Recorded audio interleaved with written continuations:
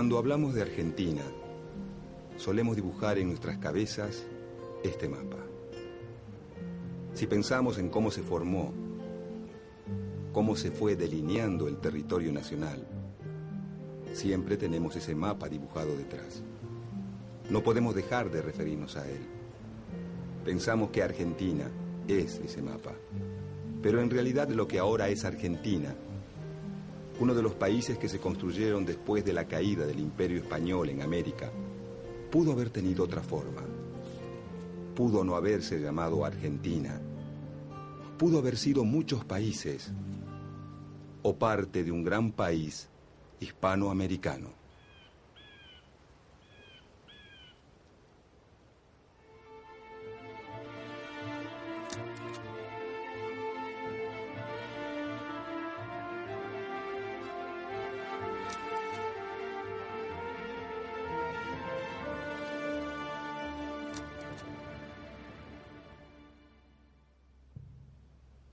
Lo que ahora se llama Argentina era el territorio ubicado más al sur de la América del Sur, que después de la conquista fue organizado por los reyes españoles en el Virreinato del Perú.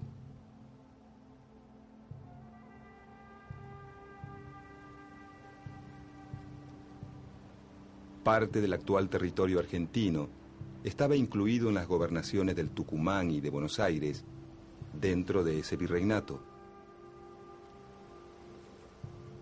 En 1776, la corona española funda el Virreinato del Río de la Plata, que ocupa aproximadamente los actuales territorios de Argentina, Bolivia, Uruguay y Paraguay.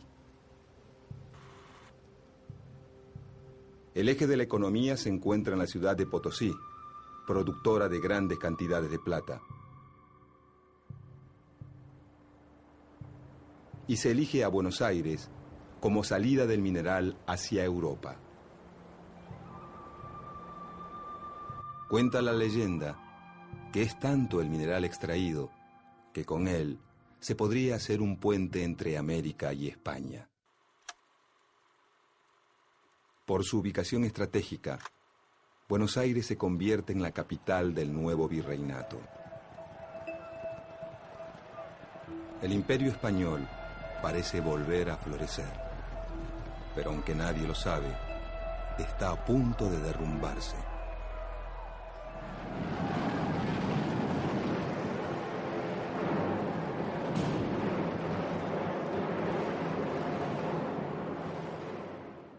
En 1808, el rey de España, Fernando VII, es capturado por el emperador francés Napoleón, que impone en el trono a su hermano José Bonaparte.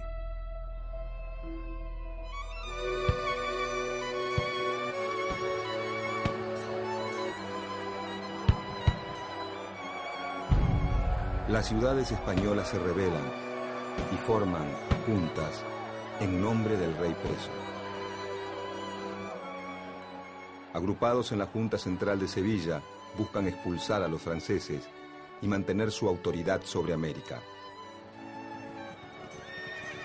En 1810, la Junta Central se derrumba ante los ataques franceses y España queda bajo el dominio de Napoleón Bonaparte.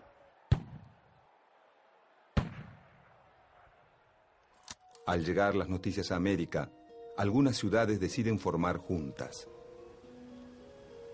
Caracas, Buenos Aires, Bogotá, Santiago de Chile y una región mexicana llamada el Bajío expulsan a las autoridades coloniales. Mientras que México, Lima y Montevideo se mantienen fieles a un consejo de regencia español. En el Río de la Plata, la revolución se expresa en Buenos Aires el 25 de mayo de 1810.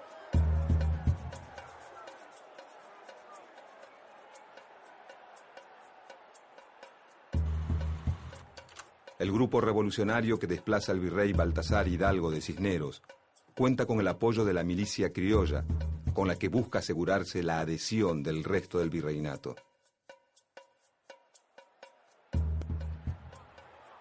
Con la Revolución de Mayo comienza el proceso de independencia de las colonias españolas en el Cono Sur. Paraguay y Montevideo se oponen a la revolución, no así las zonas rurales de la banda oriental. Mientras que el ejército de Buenos Aires es derrotado en Paraguay, Montevideo se rinde en 1814. Una expedición enviada por la primera junta obliga a Córdoba a la obediencia y avanza al norte para ocupar el Alto Perú. La expedición comienza con un triunfo, pero finalmente es derrotada. El poder está dividido.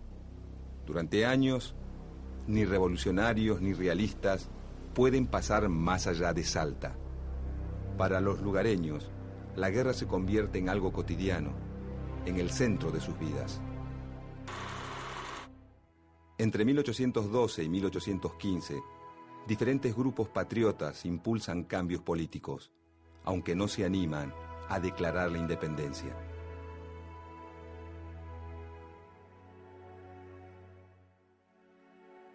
En 1815, el gobierno revolucionario apoya el plan del general José de San Martín: atacar a los realistas en Chile y avanzar sobre el Perú.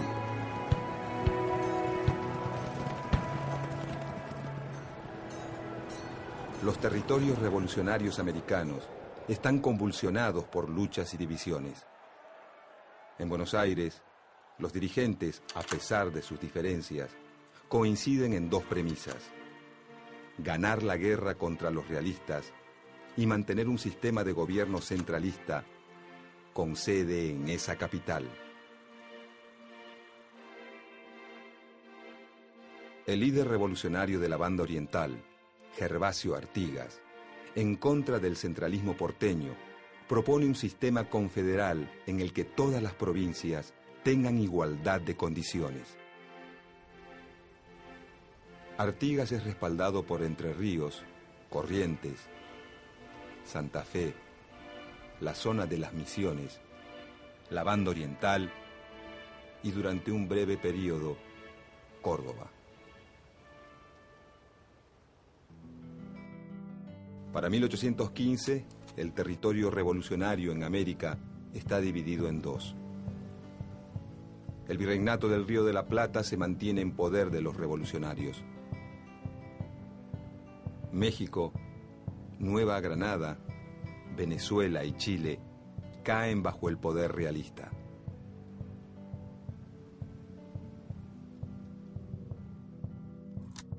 En 1816, el sistema revolucionario rioplatense supera una etapa crítica. Se reafirman los vínculos entre el interior y Buenos Aires, pero mantienen el enfrentamiento con el litoral.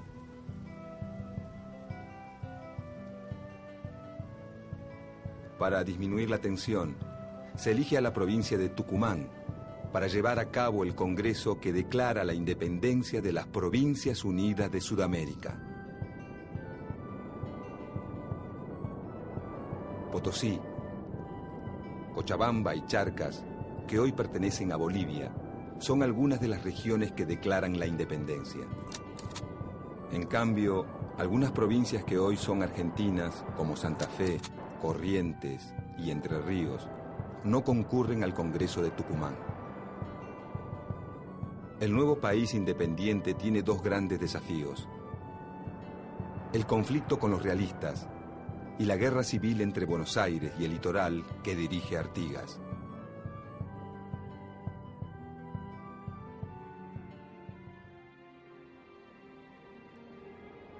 El nuevo director supremo, Juan Martín de Pueyrredón, reafirma el gobierno centralista y apoya al general José de San Martín, que inicia su campaña a través de los Andes.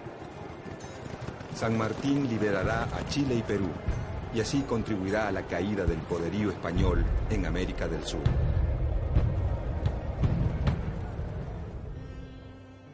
Pero en las Provincias Unidas, El alto costo de la guerra debilita al gobierno central, que delega en figuras destacadas de cada provincia la capacidad de reclutar hombres y recursos para la lucha. El sistema revolucionario vuelve a entrar en crisis y se disuelve en 1820.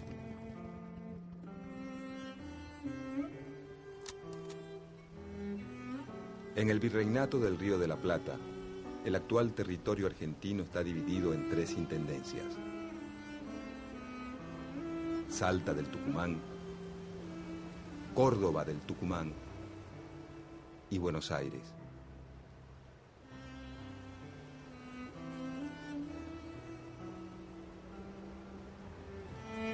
Los gobiernos revolucionarios subdividen esas intendencias coloniales.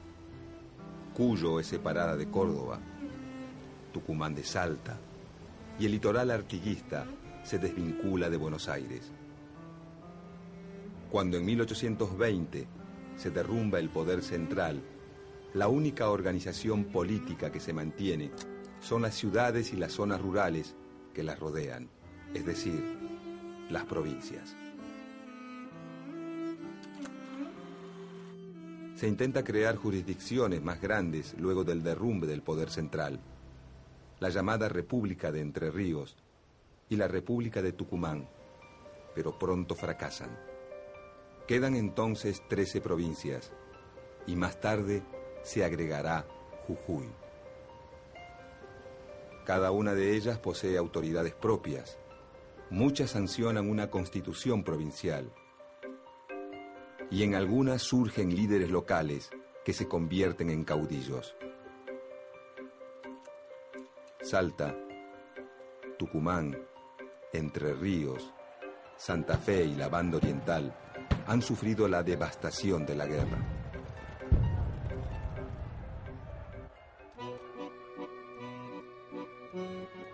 Buenos Aires, en cambio, con pocas acciones militares en su territorio, exporta grandes cantidades de cueros y tasajo. Su aduana le permite aumentar su poder sobre las demás provincias y volcar sus recursos contra los indígenas.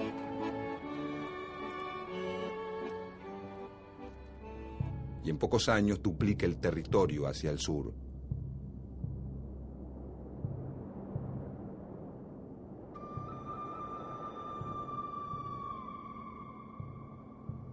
En el interior, el fin de la guerra reactiva los circuitos comerciales: Cuyo con Chile, el norte con la nueva República de Bolivia, mientras que el litoral y Córdoba se vuelcan a la producción de cueros para el mercado atlántico.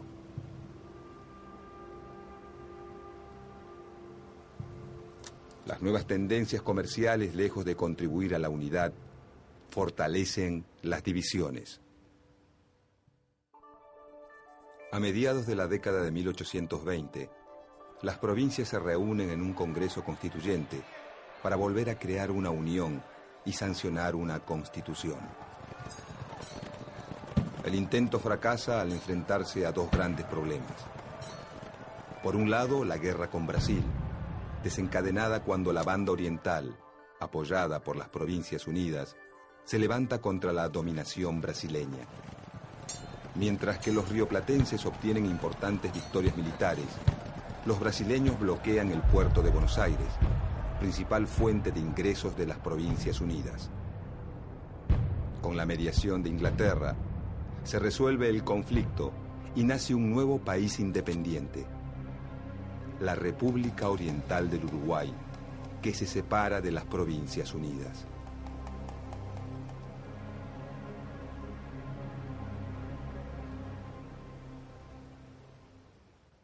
Por otro lado, el Congreso Constituyente se enfrenta a una profunda división en el ideal de Estado.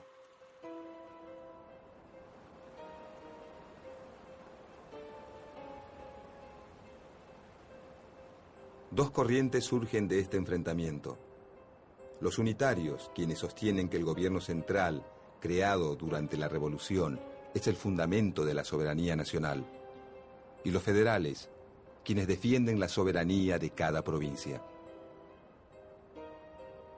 Aunque el grueso del interior es federal, y los principales dirigentes unitarios son porteños. Hay muchos federales porteños y varios unitarios en las provincias. En la Constitución formulada por el Congreso de 1826, que nunca entra en vigencia, se denomina por primera vez al nuevo país como República Argentina. Con la disolución del Congreso Constituyente y el regreso del ejército de la guerra contra Brasil, que toma partido por los unitarios, se desata una guerra civil.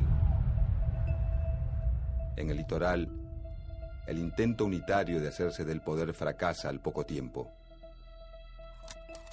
Buenos Aires, Santa Fe, Entre Ríos y Corrientes se afianzan como provincias federales.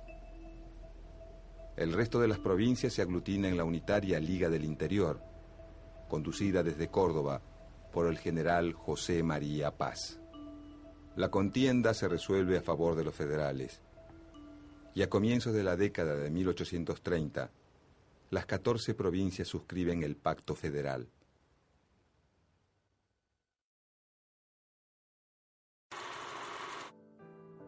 Aunque legalmente las provincias son iguales entre sí, el gobernador de Buenos Aires, Juan Manuel de Rosas, afirmado en el poder desde 1835, logra imponer su orden sobre el resto de la Confederación.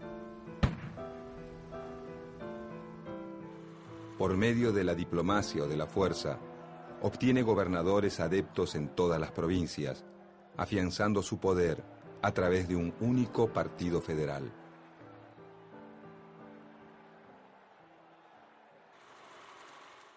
Esta política le genera grandes enemigos.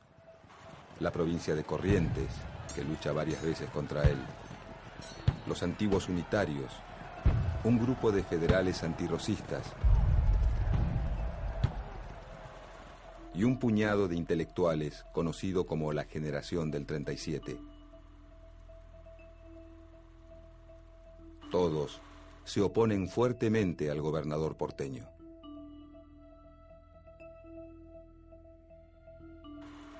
Rosas interviene en las luchas internas de la República Oriental del Uruguay.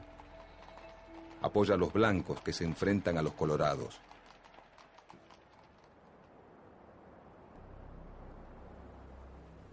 Los franceses aprovechan estos conflictos y bloquean el puerto de Buenos Aires entre 1838 y 1840.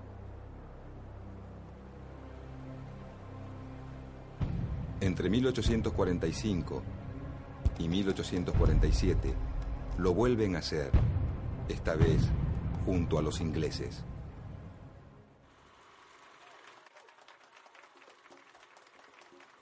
Rosas supera los conflictos y logra el reconocimiento internacional de una zona política autónoma en América del Sur. Es su momento de apogeo, pero uno de sus aliados más importantes, el gobernador de Entre Ríos, Justo José de Urquiza, se levanta en su contra, ya que Rosas impide la libre navegación de los ríos, lo que perjudica a las provincias del litoral, que no pueden competir con las exportaciones porteñas.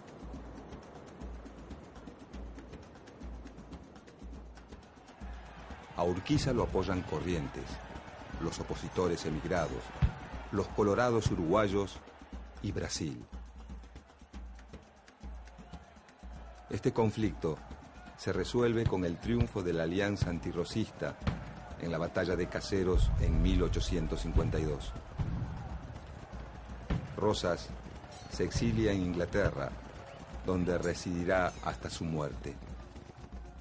Con el fin del rosismo, comienza una nueva etapa en la Confederación. La mayoría de las provincias acepta renunciar a su soberanía en favor de constituir una nación.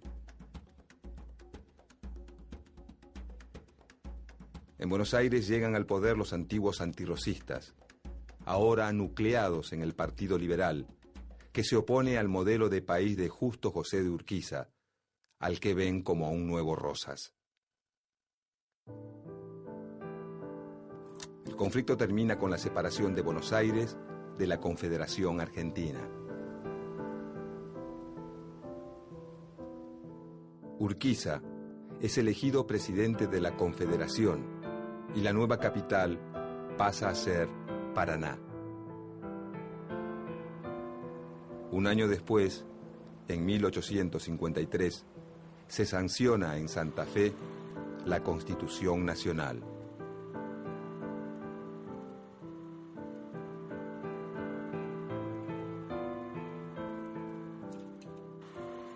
Buenos Aires no acuerda con una unión en la que no tenga privilegios, ni tampoco con entregar los beneficios de su rica aduana.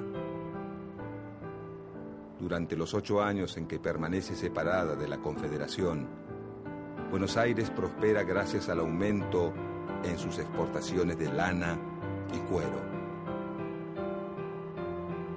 En cambio, la Confederación enfrenta grandes problemas económicos y muchos de sus dirigentes creen que no existe futuro sin Buenos Aires.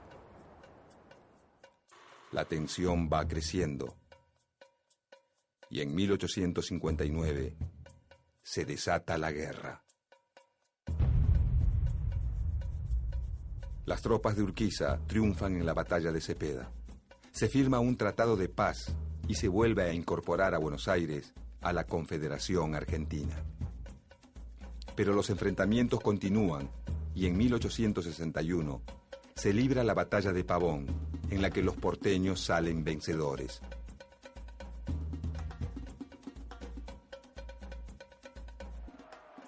Su líder, Bartolomé Mitre, es elegido presidente. Aunque las 14 provincias se rigen por la Constitución Nacional y una autoridad central, Mitre pretende un Estado con predominio de Buenos Aires.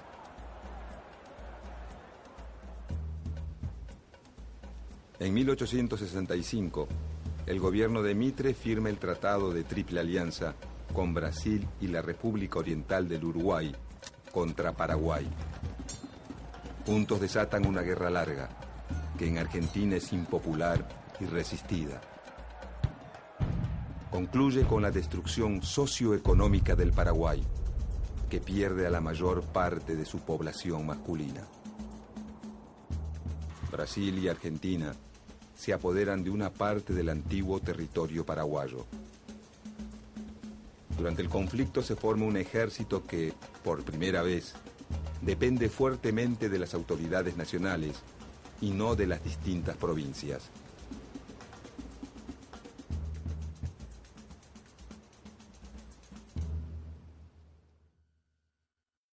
Bajo las presidencias de Domingo Faustino Sarmiento y Nicolás Avellaneda, el Estado Nacional afianza su poder sobre los particularismos provinciales, apoyado en un vertiginoso desarrollo económico. Aparecen el alambrado de los campos, el ferrocarril y los inmigrantes europeos que solucionan la escasez de mano de obra. En 1880, 2 candidatos se enfrentan en la elección presidencial. El general Julio Argentino Roca, quien había conquistado territorios al sur de las fronteras, exterminando a los pueblos originarios, y el gobernador de Buenos Aires, Carlos Tejedor.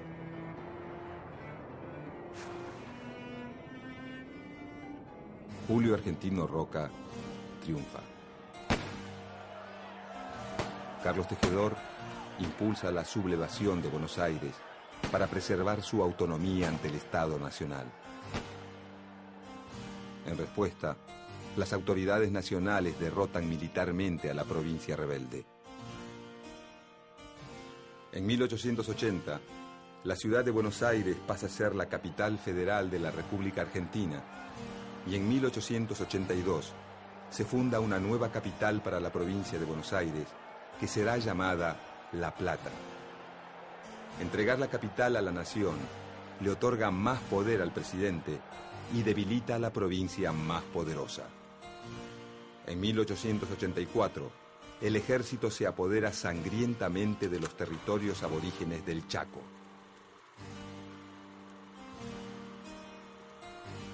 Esta región y la Patagonia conquistada por Roca, pasan a ser territorios nacionales dependientes del gobierno central.